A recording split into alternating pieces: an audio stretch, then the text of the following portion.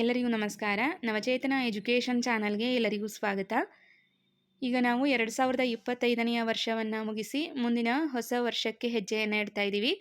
ಹೊಸ ವರ್ಷ ತರುವುದೇ ನೇಮಕ ಹರ್ಷ ಅನ್ನುವಂತಹ ಒಂದು ಶೀರ್ಷಿಕೆಯಲ್ಲಿ TET ಪಾಸಾದಂತಹ ಅಭ್ಯರ್ಥಿಗಳಲ್ಲಿ ಒಂದು ಆಶಾಭಾವನೆಯನ್ನು ಮೂಡಿಸುವಂತಹ ಆರ್ಟಿಕಲ್ ಪ್ರಕಟಣೆಯಾಗಿದೆ.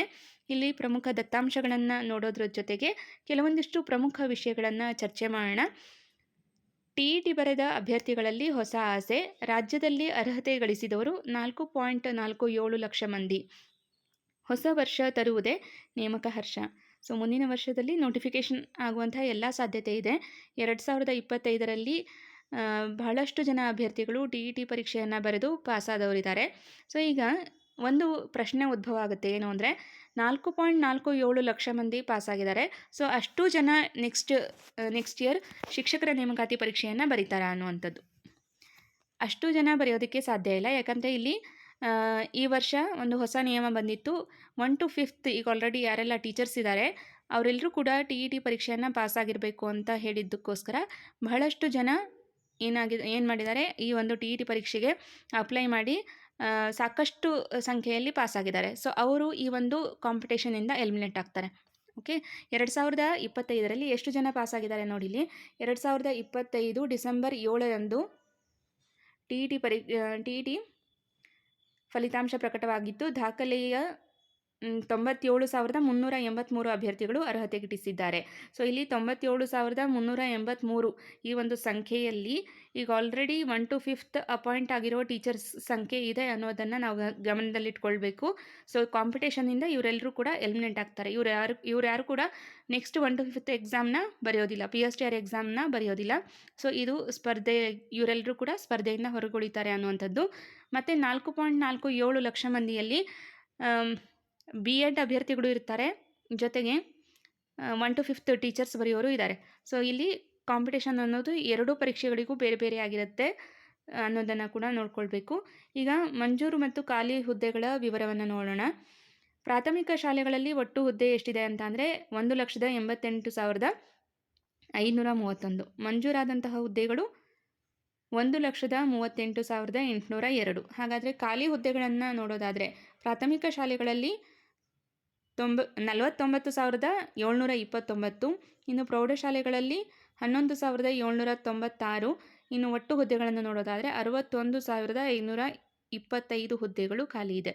ಸಾಕಷ್ಟು ಸಂಖ್ಯೆಯಲ್ಲಿ ಶಿಕ್ಷಕರ ಕೊರತೆ ಇದೆ ಅನ್ನೋದನ್ನು ನಾವು ಇದನ್ನು ನೋಡಿದ್ರೆ ಗೊತ್ತಾಗುತ್ತೆ. ಪ್ರತಿ ವರ್ಷ ನೇಮಕಾತಿ ಆಗದೇ ಇರೋದ್ರಿಂದ ಇವೆಲ್ಲ ಹುದ್ದೆಗಳು ಖಾಲಿ ಇರುವಂಥದ್ದು. ಈಗ ಕಳೆದ 10 ವರ್ಷಗಳ ಹಿಂದೆ TET ಪರೀಕ್ಷೆ ಬರೋದಕ್ಕಿಂತ ಮುಂಚಿತವಾಗಿ ಪ್ರತಿ ವರ್ಷ ಅಲ್ಲದೇ ಇದ್ದರೂ 2 ವರ್ಷಕ್ಕೊಮ್ಮೆ ಆದರೂ ನೋಟಿಫಿಕೇಷನ್ ಆಗ್ತಾಯಿತ್ತು. ಮತ್ತು ಈಗ 10,000 ಉದಾಹರಣೆಗೆ ಹೇಳ್ತಾ ಇರೋದು, 10,000 ಶಿಕ್ಷಕರನ್ನು ನೇಮಕಾತಿ ಮಾಡ್ಕೊಳ್ಬೇಕು ಅಂದರೆ ಸಂಪೂರ್ಣವಾಗಿ 10,000 ಶಿಕ್ಷಕರನ್ನು ಭರ್ತಿ ಮಾಡ್ಕೊಳ್ತಾಯಿದ್ರು. ಆದರೆ ಇವಾಗ ನೇಮಕಾತಿಗಳು ಹೇಗಾಗ್ತಿದೆ ಅಂದರೆ 10,000 ಕಾಲ್ ಆದರೆ ಕಂಪ್ಲೀಟಾಗಿ ಅದನ್ನು ಫಿಲಪ್ ಮಾಡ್ಕೊಳ್ಳಲ್ಲ. ಹಲವಾರು ಕಾನೂನಿನ ತೊಡಕುಗಳಾಗಿ ಸಂಪೂರ್ಣ ನೇಮಕಾತಿ ನಡೀತಾ ಇಲ್ಲ, ಸಂಪೂರ್ಣವಾಗಿ ಭರ್ತಿ ಮಾಡ್ಕೊಳ್ತಾ ಇಲ್ಲ ಅನ್ನೋದನ್ನು ನೋಡ್ಬೋದು. ಸೊ ಹಾಗಾಗಿ ಖಾಲಿ ಹುದ್ದೆಗಳ ಸಂಖ್ಯೆ ಹೆಚ್ಚಾಗಿದೆ. ಓಕೆ, ಸೊ ಇದು ಪ್ರಮುಖವಾದಂತಹ ಮಾಹಿತಿಯಾಗಿತ್ತು. ಈಗ 2026ರಲ್ಲಿ ಅಂದರೆ ಈಗ ಸುಮಾರು 10 ವರ್ಷಗಳಲ್ಲಿ PSTR ಹುದ್ದೆಗಳಿಂದ ಬಹಳಷ್ಟು ಜನ ರಿಟೈರ್ಡ್ ಆಗಿದ್ದಾರೆ. ಸೊ ಹಾಗಾಗಿ ನೆಕ್ಸ್ಟು ನಾವು PSTR ನೋಟಿಫಿಕೇಷನ್ ಸಂಖ್ಯೆ ಹೆಚ್ಚಾಗಿರೋದನ್ನು ನೋಡ್ಬೋದು GPSTR ಮತ್ತು HSTRಗೆ ಹೋಲಿಸಿದರೆ. HSTR ಕೂಡ ನೋಟಿಫಿಕೇಷನ್ ಆಗುತ್ತೆ, ಆದರೆ ನಾವು ನಿರೀಕ್ಷಿಸಿದ ಪ್ರಮಾಣದಲ್ಲಿ ಆಗುತ್ತೋ ಇಲ್ವೋ ಅನ್ನೋದನ್ನು ಕಾದು ನೋಡಬೇಕು. ಒಟ್ಟಿನಲ್ಲಿ PSTR ಹುದ್ದೆಗಳ ಸಂಖ್ಯೆ ಹೆಚ್ಚಾಗಿರುತ್ತೆ. ಯಾರೆಲ್ಲ D.Ed ಮಾಡಿಕೊಂಡು ಪತ್ರಿಕೆ 1 ಪಾಸಾಗಿದ್ದೀರೋ ಅವರಿಗೆ ಒಂದು ಸುವರ್ಣ ಅವಕಾಶ ಅಂತ ಹೇಳ್ಬೋದು. ನೀವು ಹೆಚ್ಚಿನ ಒಂದು ಶ್ರಮವನ್ನು ಹಾಕಬೇಕು, ಯಾಕಂದರೆ ಕಾಂಪಿಟೇಷನ್ನು ಇರುತ್ತೆ, ಜೊತೆಗೆ ಹೆಚ್ಚಿನ ಪ್ರಯತ್ನವನ್ನು ಮತ್ತು ನಿರಂತರ ಅಭ್ಯಾಸವನ್ನು ಯಾರು ಮಾಡ್ತಾರೋ ಅಂಥವರಿಗೆ ಯಶಸ್ಸು ಸಿಗುವಂಥದ್ದು.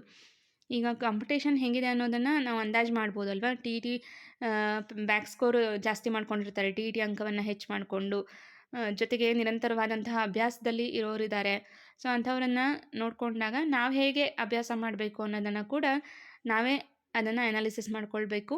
ಓಕೆ, ಸೊ ಈಗ ಮುಂದಿನ ವರ್ಷ ನೇಮಕಾತಿ ವರ್ಷ ಅಂತಲೇ ಹೇಳ್ಬೋದು. ಬರೀ ಟೀಚರ್ಸ್ ಎಕ್ಸಾಮ್ಸ್ ಅಷ್ಟೇ ಅಲ್ಲ, ಬೇರೆ ಬೇರೆ ಇಲಾಖೆಗಳಲ್ಲೂ ಕೂಡ ನೇಮಕಾತಿ ಆಗುತ್ತೆ.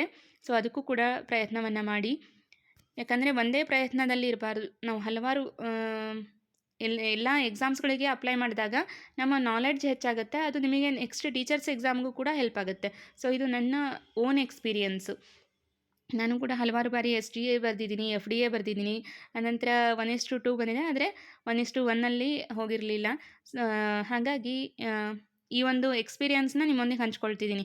ಬೇರೆ ಬೇರೆ ಎಕ್ಸಾಮ್ಸ್ಗಳಿಗೆ ನಾವು ಏನು ಓದ್ತೀವಿ, ಸೊ ಅದು ನಮಗೆ ಟೀಚರ್ಸ್ ಎಕ್ಸಾಮ್ಗೂ ಕೂಡ ಹೆಲ್ಪ್ ಆಗುತ್ತೆ ಅನ್ನುವಂಥದ್ದು. ಓಕೆ, ಸೊ ಈಗ ಎಲ್ಲ ತಯಾರಿಯನ್ನು ಮಾಡ್ಕೊಳ್ಳಿ. ಸಿಲೆಬಸ್ನ ಕಲೆಕ್ಟ್ ಮಾಡಿಕೊಂಡು ಅಭ್ಯಾಸವನ್ನು ಆರಂಭ ಮಾಡಿ. ಟೈಮನ್ನು ವೇಸ್ಟ್ ಮಾಡಬೇಡಿ. ಸಮಯವೇ ನಿಮಗೆ ಯಶಸ್ಸನ್ನು ತಂದುಕೊಡೋದು. ಯಾರು ಸಮಯವನ್ನು ಸರಿಯಾಗಿ ಸದುಪಯೋಗ ಮಾಡ್ಕೊಳ್ತಾರೋ ಅವರಿಗೆ ಯಶಸ್ಸು ಅನ್ನೋದು ಕಟ್ಟಿಟ್ಟ ಬುತ್ತಿ. ಮುಂದಿನ ವರ್ಷಗಳಲ್ಲಿ ನೀವು ಅಂದುಕೊಂಡಂತಹ ನಿಮ್ಮ ಗುರಿಯನ್ನು ಮುಟ್ಟುವಂತಹ ದಿನ ಬರಲಿ. ಮುಂದಿನ ವರ್ಷ ಎಲ್ಲರಿಗೂ ಹರ್ಷವನ್ನು ತರಲಿ ಅಂತ ಹೇಳ್ತಾ ಈ ಒಂದು ಅಪ್ಡೇಟನ್ನು ಇಲ್ಲಿಗೆ ಎಂಡ್ ಮಾಡ್ತಾ ಇದ್ದೀನಿ. Thank you all.